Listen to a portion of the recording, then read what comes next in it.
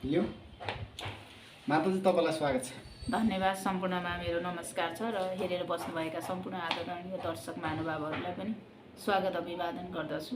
सन्चै आरामै हुन्छ? ठिकै छु। पछिल्लो अवस्थामा हेर्ने हो भने त न्यायालयमा पनि कुटाकुट भयो होइन।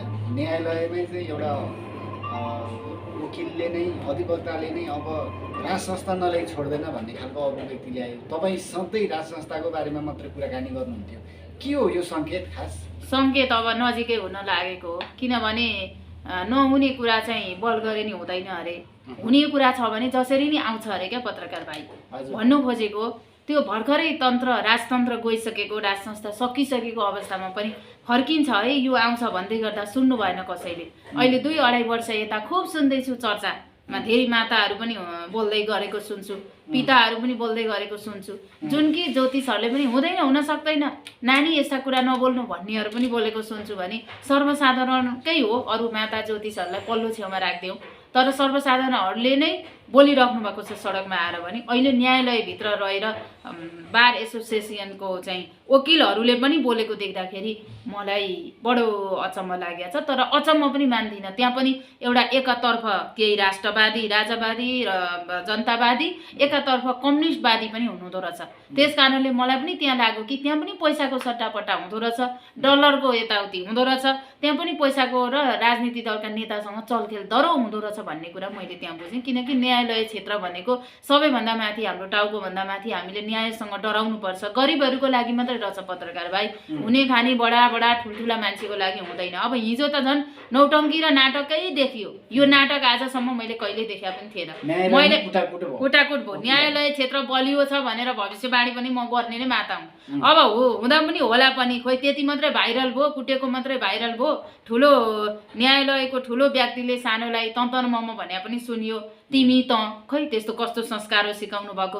तपाईँहरूले पढ्नु भएको हो, सधैँ कुरा जान्ने हो, हामीलाई सिकाउनुहुन्छ भने तपाईँ हजुर भन्नमा सिकाउनु पर्ने हो। उहाँले कालो कोट लगाएर कालो टोपी लगाउँदैमा वकिल बनिँदैन, तर कस्ता कस्ता मान्छे न्यायालयमा हुनुहुँदो रहेछ भन्ने कुरा हिजो पनि देख्न सकिन्छ, हिजोका कुराहरू पनि बुझ्न सकिन्छ। भने जो कुटाइ खाने व्यक्ति हुनुहुन्छ बिचरा अलिकति लुरे हुनुहुन्छ, तर उहाँभित्र भएको क्षमतामा गहिरो सम्बन्ध हुनुपर्छ। त्यो क्षमतासँग त्यो मैले देखेँ र उहाँले राष्ट्रमा रुँदै महिला रोए जत्तिकै आवाज आइरहेको थियो, चिचचिचाट भइरहेको थियो। राजा आउनुपर्छ, अब राजै हो, राजतन्त्र नआउजेलसम्म म अब लडी नै रहन्छु, डटी नै रहन्छु भनेर पनि उहाँले भन्दै हुनुहुन्थ्यो। उहाँ चाहिँ कुरो बुझाइअनुसार उहाँ अहिलेको प्रधान न्यायाधीशतर्फ हो भने अरू चाहिँ विरोधतर्फ हुनुहुन्थ्यो भनेपछि यहाँ भित्रैको चलखेल चाहिँ मैले दह्रो देखेँ पत्रकार भाइ। र मैले कुटाकुटै हो 2078 साल भनेर पनि भविष्यवाणी गरेका थिएँ। हिजो लाइभमा मैले टिकटकमा धेरैले हो भन्नुभयो, मेरो इन्टरभ्यू खुब हेर्नुभएछ तपाईँकोमा भनेपछि मेरो फेसबुकमा पनि लाइभ दिएकी छु। हिजो बेलुका पनि सबैजनाले हो भन्नुभएको थियो। मैले एकैचोटि टिकटक र फेसबुक लाइभमा म लाइभ प्रत्यक्ष आएकी थिएँ, त्यहाँ पनि धेरैजनाले र एकजना के तिमसिना भन्नेले चाहिँ यो सामान्य कुरा हो, यस्तो त आउँछ जान्छ, यस्ता कुरा पनि भविष्यवाणी हुन्छन् र भनेको मैले उहाँको क्वेसनसँग मैले सवाल जवाफ दिएकी थिएँ।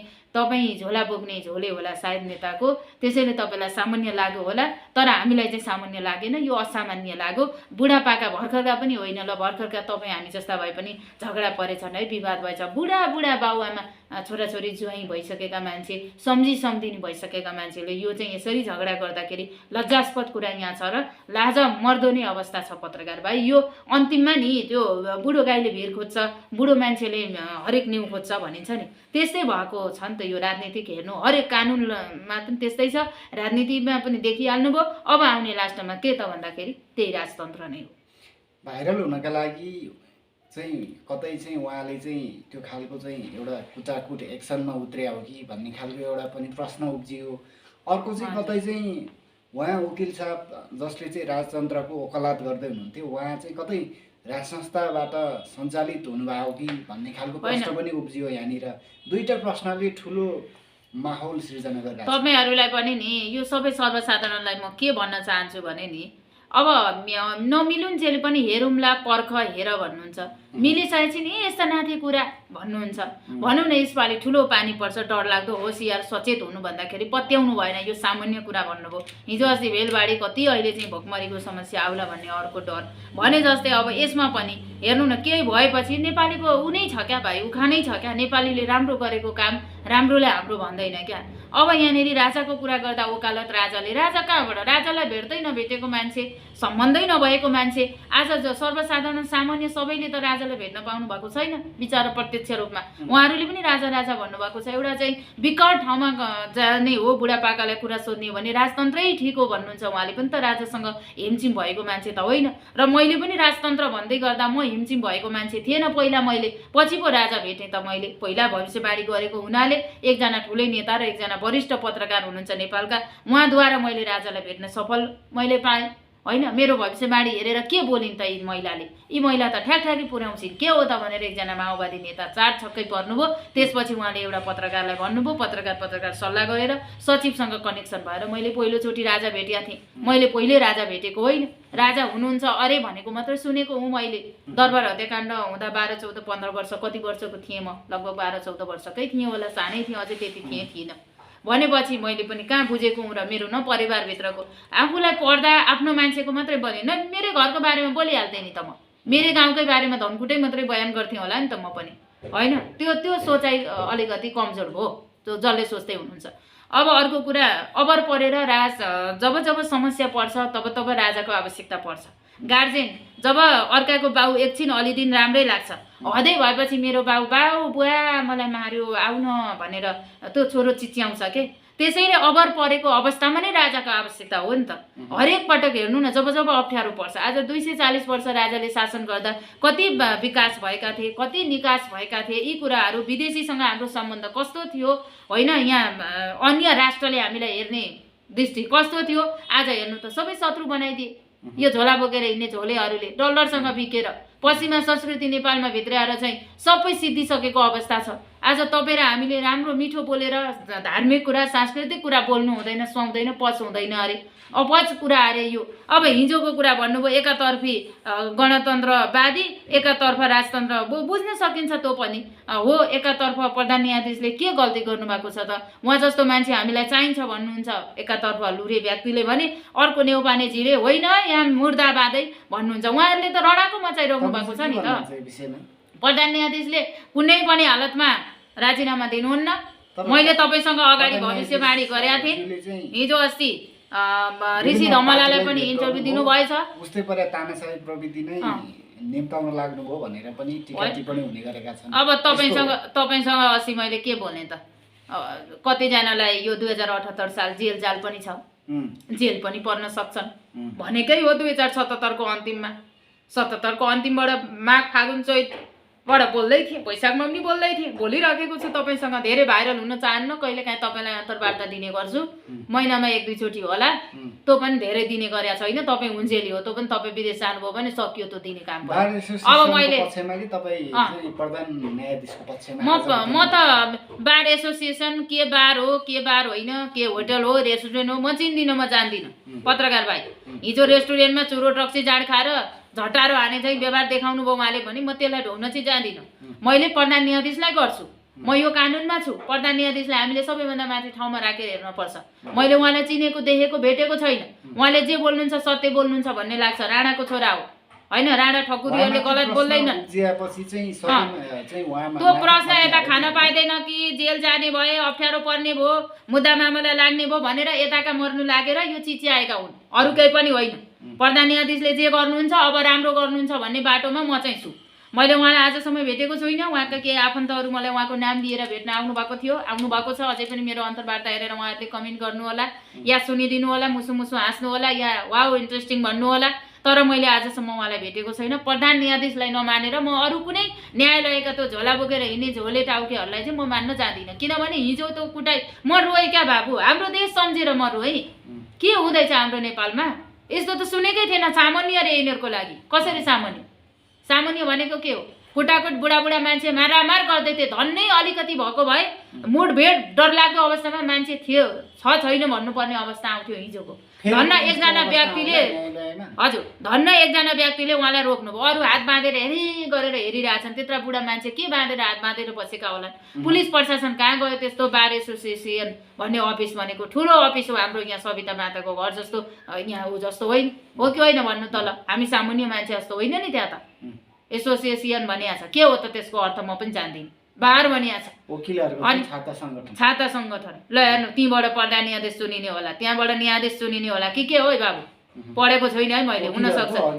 ल हेर्नु त हक, अनि वकिलहरूले हक उनीहरू अरूका लागि चाहिँ उहाँहरू लड्ने, लाखौँ लाख लुट्ने, एउटाको मुद्दा मिलाउँदा 25-30 लाख कमाउने, गम्म पेट भर्ने, अनि उहाँहरू चाहिँ भाँडभैलो मचाएर जनता हँसाउने। पत्रकार भाइ, आज टिकटक हाँसेको छ, आज विश्व हाँसेको छ।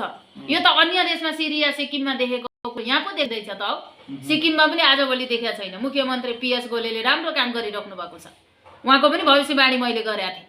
गोलेको छोरा 25 वर्ष पछि उहाँ हारेको मान्छे 25 वर्ष जित्नु भएको हो उहाँको। म उसमा भूमिगत हुनुहुन्थ्यो। भूमिगत हुँदै गर्दा मैले ओडारमा बसेर या कसरी कुन अवस्थामा मलाई टेलिफोन गरेर मैले उहाँलाई जित्ने भविष्यवाणी घोषणा गरेका थिएँ। सिक्किममा जति पनि नेपाली दाजुभाइ दिदीबहिनी हुनुहुन्छ मेरो नमस्कार छ। उहाँहरूले हाम्रो संस्कार संस्कृतिलाई मान्नुहुन्छ। त्यहाँ हेर्नु न PS गोलेलाई सम्मान हेर्नुहोस् त, गोलेको छोरा। आज यहाँ क्षेत्री बाहुनहरू भिडन्त गरिरहेका छन्।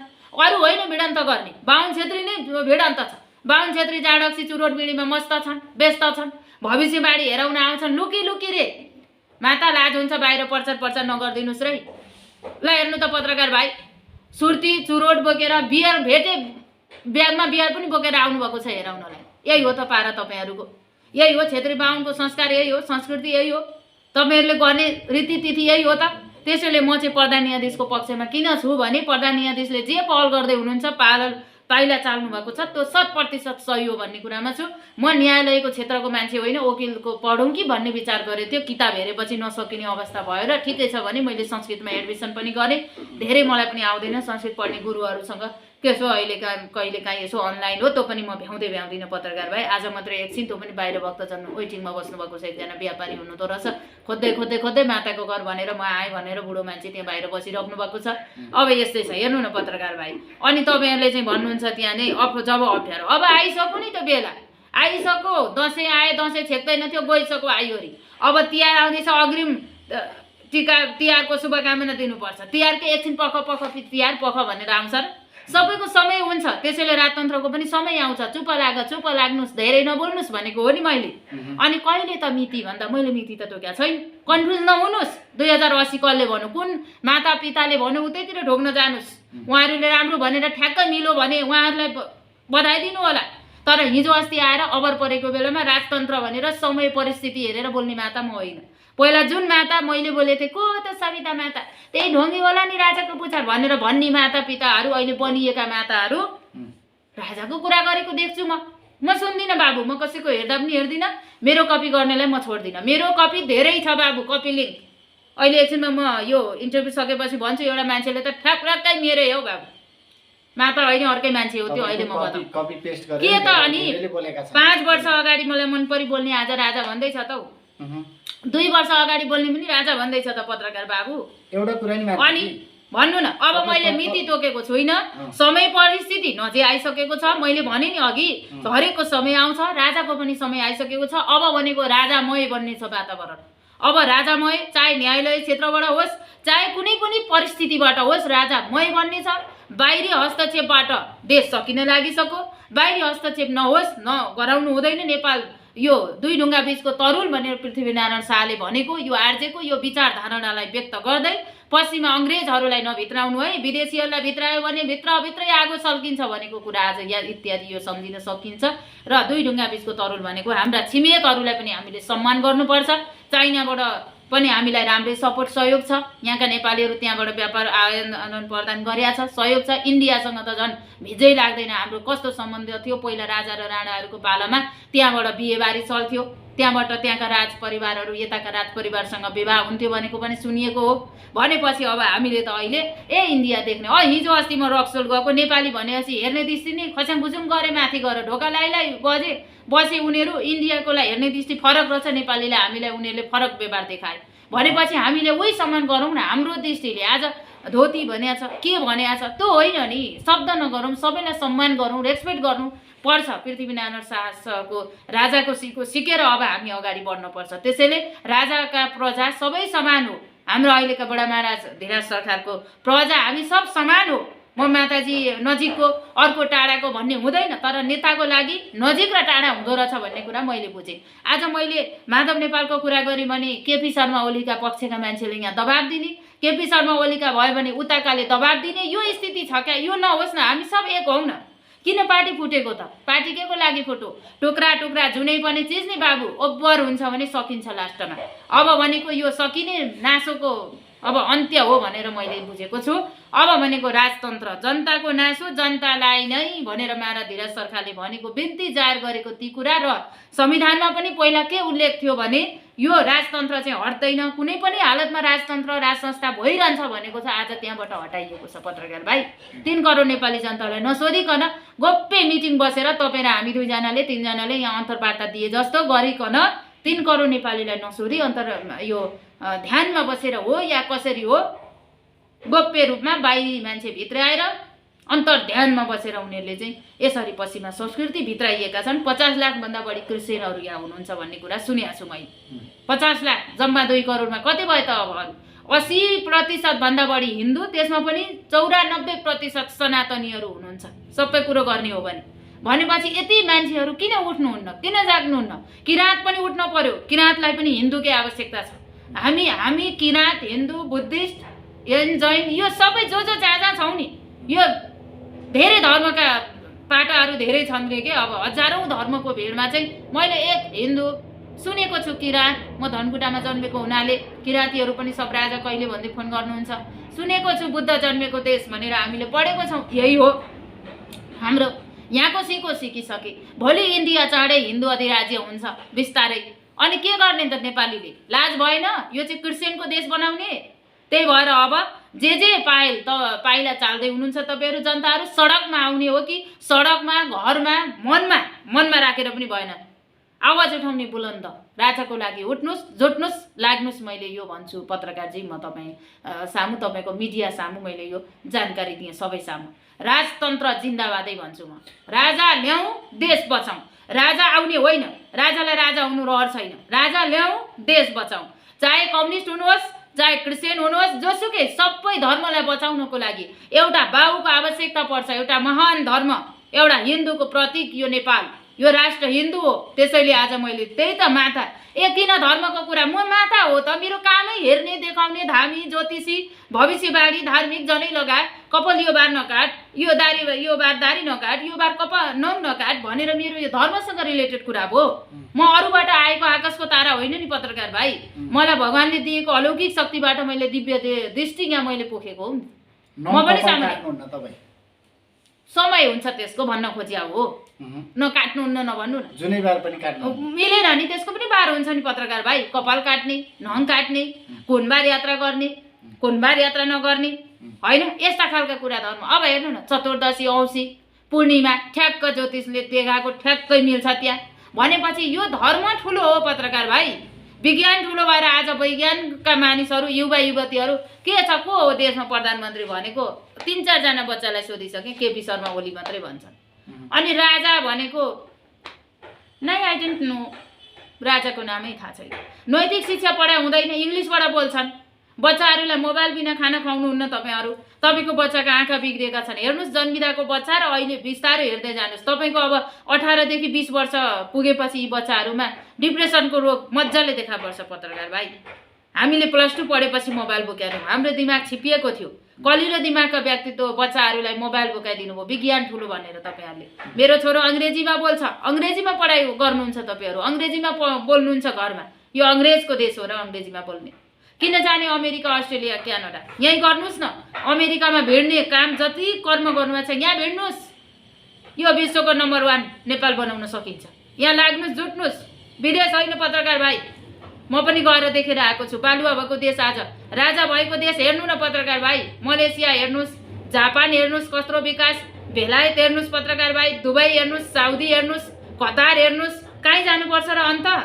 राजा भएको देशमा अनुशासन हेर्नुहोस् त पत्रकार भाइ। विष्णुको अवतार भनेर लम्पसार बनेर जापानका चाहिँ जनताहरूले लम्पसार भएर ढोग्नुहुन्छ अरे। संस्कार संस्कृति हाम्रो राजाको विष्णुको अवतार भन्दा त जान्ने मान्छे नि भगवान हुन्छ, मान्छे भगवान नभए के ढुङ्गो भगवान हुन्छ त दर्शकहरू। तपाईँहरू त एउटा रुख बिरुवा आयो अरे भनेपछि भ्रममा चढ्नुहुन्छ, त्यहाँ ढोक्दै गरेर देखेँ, ढुङ्गो पूजा गरेर देख्नु भने म जिउँदो भगवान्, जिउँदो मान्छे भगवान् हुन्छ। बुझ्नुभयो? तपाईँले धर्म गरेर देखाउनुहुन्छ भने जिउँदो मान्छेलाई सेवा गर्नुहोस्, जिउँदो मान्छेबाट ज्ञान लिनुहोस्, म यो भन्छु। तपाईँ चाहिँ पत्रकार चाँडै भाइ। अब राजालाई भेट्नलाई जाँदै हुनुहुन्छ अरे के छ यो अब के विषयमा तपाईँहरू छलफल गर्न जाँदै हुनुहुन्छ? होइन, लाग्नु यसो छ, भएको हो जान लागिन त्यो जानकारी दिने, जान पनि सक्छु, नजान नि सक्छु। कहिलेको कुरो कहाँ चोड्नु भएको, अब पहिल्यै गइसक्यो हो नि, मैले पहिल्यै भेटिसकेँ नि सरकारले। पहिला पनि भेटिसक्नु भयो होइन, फेरि पनि तपाईँ भेट्न सक्छु, त्यो आशा गरेको छु मैले। बाहिर आइरहेका छन्, बाहिर कतै आएको छैन नि, तपाईँले कहाँबाट सुन्नुभयो? ठिकै छ, भेट्न चाहेको छु, भेट्न एक दिन मेरो भेट होला भन्नेमा छु म पत्रकार भाइ। त्यस विषयमा त्यसमा चाहिँ पछि नै बोलौँला त्यो बारेमा। अब म त यसो छ, राजासँग पनि मैले भेट्ने भनेको विशेष हिजो अस्ति गृहमन्त्री भेटेँ, के को लागि त? देशकै बारेमा चिन्ता हुन्छ। अब भोलि राष्ट्रपति भेटौँला, के को लागि त? चिन्ता त्यहाँ हुन्छ। उहाँहरू भेटघाट एउटा रमाइलो पनि हो।